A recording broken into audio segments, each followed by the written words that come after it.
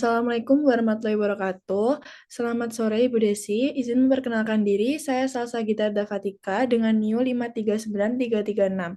Pada hari ini saya akan mempresentasikan hasil pembelajaran materi dasar-dasar aquaculture dengan judul Aquaculture Berkelanjutan dan Industri Aquaculture 4.0.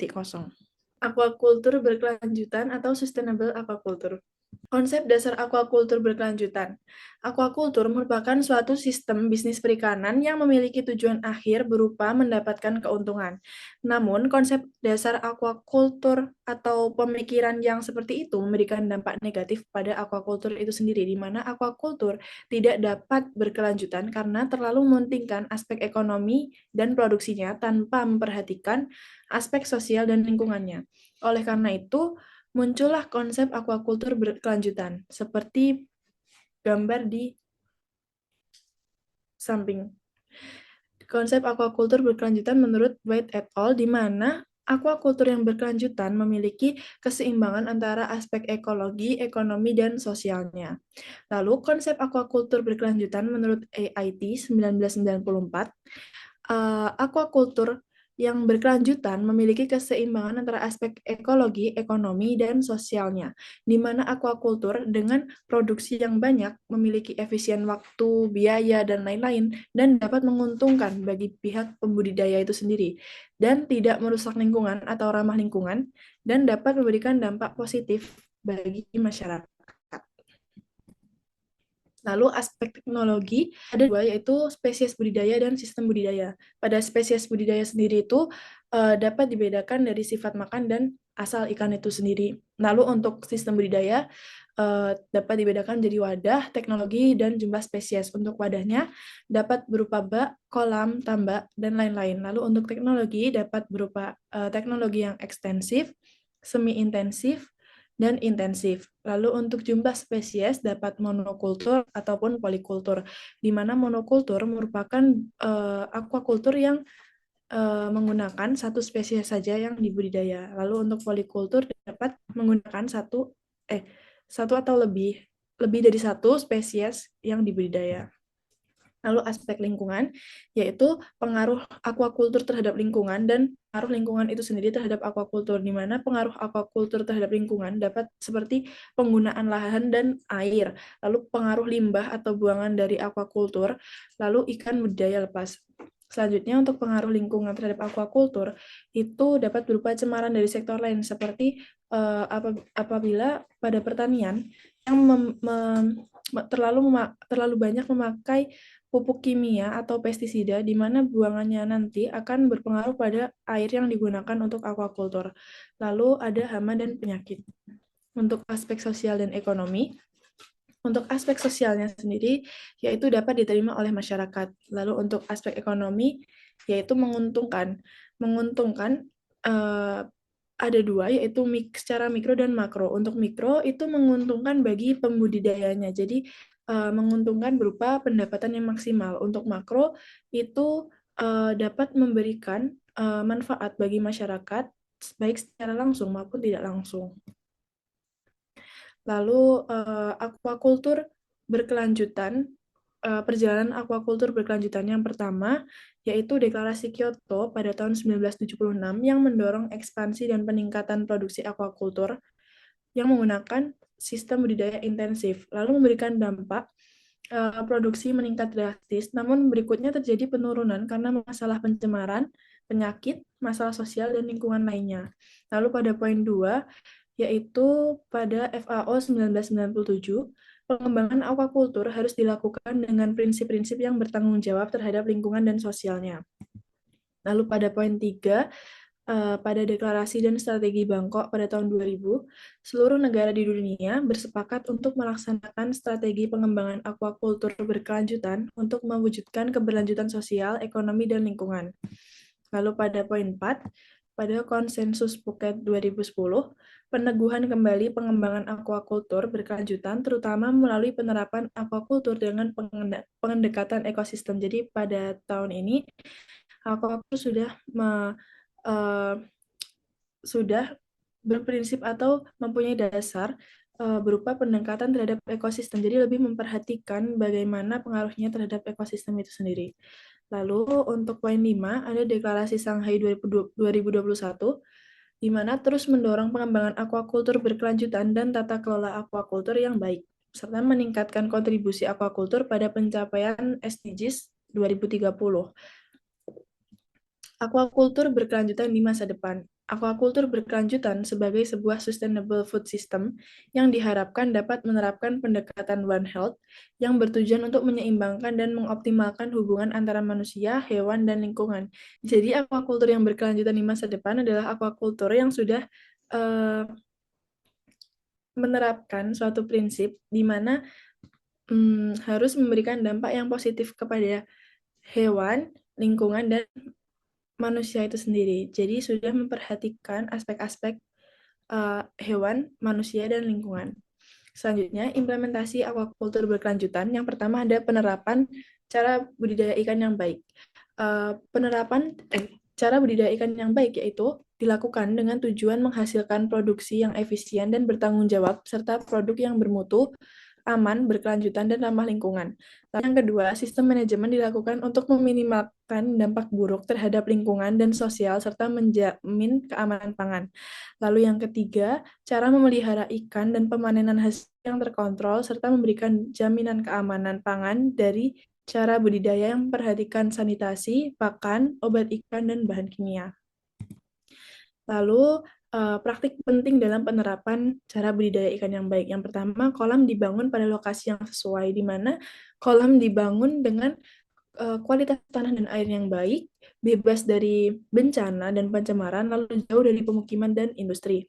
Yang kedua, konstruksi kolam disesuaikan dengan kondisi lahan dan sistem budidaya, lalu sistem pemasukan dan pengeluaran air terpisah, tersedia sarana pendukung yang representatif, harus mempersiapkan kolam terlebih dahulu sebelum digunakan, penyiapan air sebelum kolam ditebari ikan, penggunaan bibit unggul dan padat tebar yang sesuai, penggunaan pakan yang kandungan nutrisinya sesuai dengan kebutuhan ikan, pakan yang diberikan harus diberikan dengan cukup, rutin mengelola air, tidak menggunakan produk dengan bahan terlarang seperti probiotik, pupuk kimia, desinfektan, antibiotik, dan lain-lain.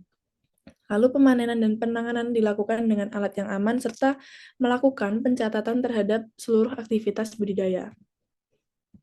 Lalu aquaculture terpadu. Aquaculture terpadu pada prinsipnya merupakan aquaculture yang memadukan kegiatan produksinya dengan pertanian, peternakan pada saat bersamaan. Sistem aquaculture terpadu dapat meningkatkan produktivitas lahan dan efisiensi input produk serta mengurangi dampak buruk pada lingkungan dengan melakukan pemanfaatan limbah sebagai pakan atau nutrien bagi organisme lain.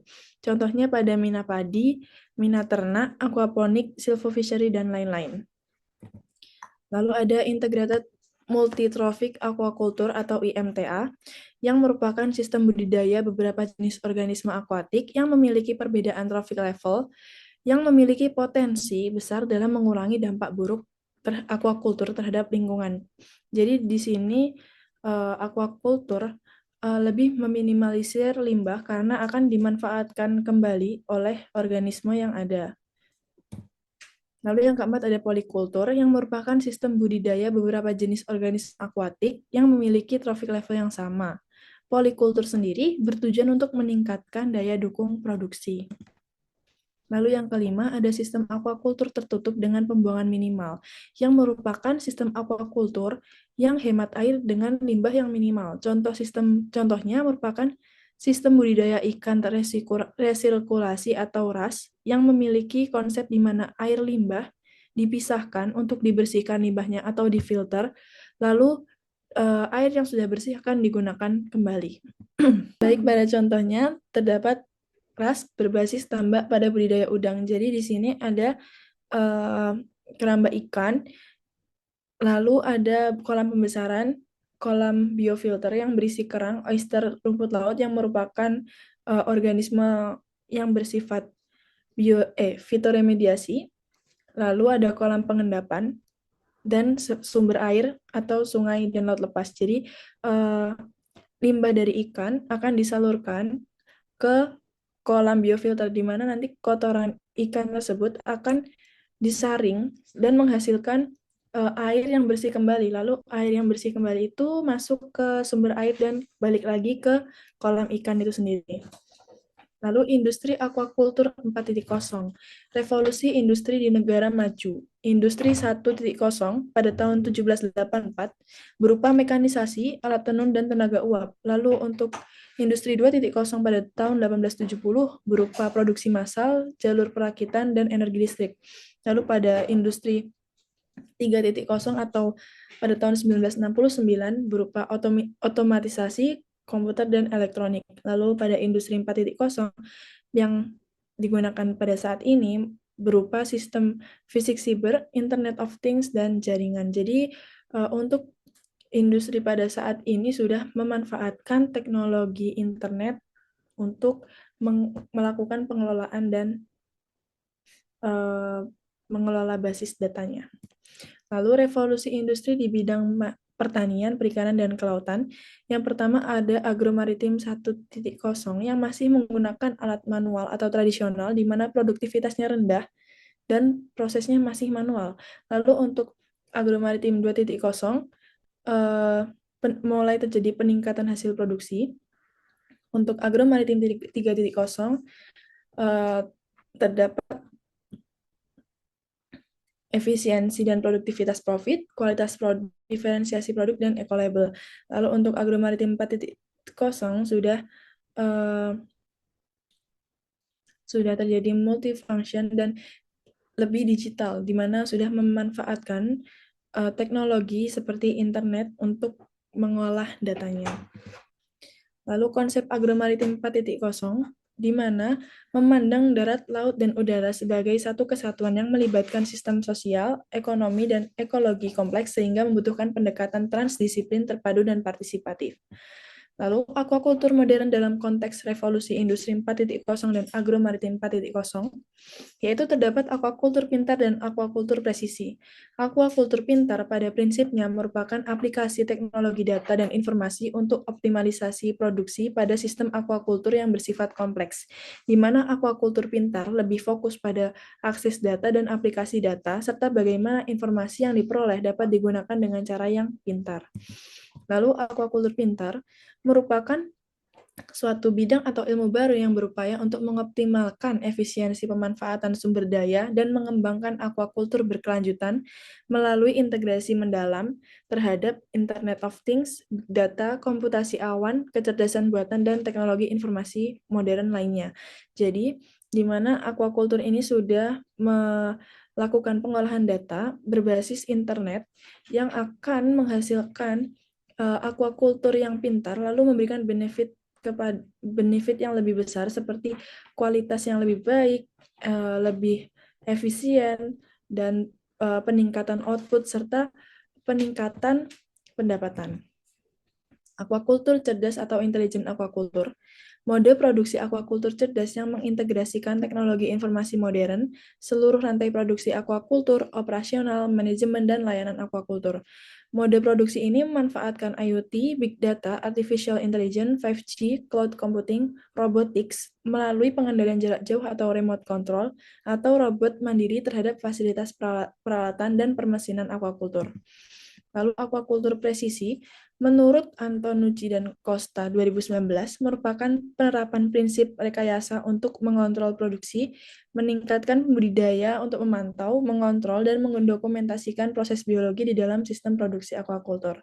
Lalu aquaculture presisi menurut Odoncha dan Grant 2020 merupakan seperangkat sensor terpisah yang saling berhubungan untuk memantau, menganalisis, menafsirkan, dan memberikan dukungan keputusan dalam operasional farm aquaculture.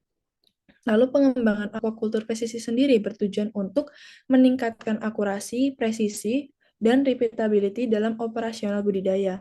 Lalu fasilitas dalam pemantauan biomas secara lebih otonom dan berkelanjutan. Yang ketiga, memberikan dukungan keputusan yang lebih handal. Dan yang keempat, mengurangi ketergantungan pada tenaga manual.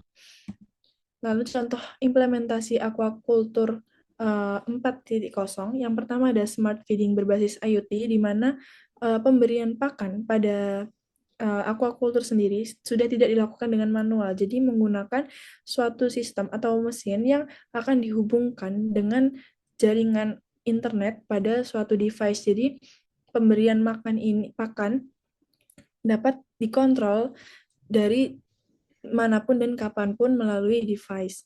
Lalu selanjutnya ada real-time water quality monitoring berbasis IoT, di mana pembudidaya dapat mengontrol kualitas air pada kolam dengan tidak perlu secara manual. Jadi dapat menggunakan device melalui suatu sistem yang sudah difasilitasi oleh internet.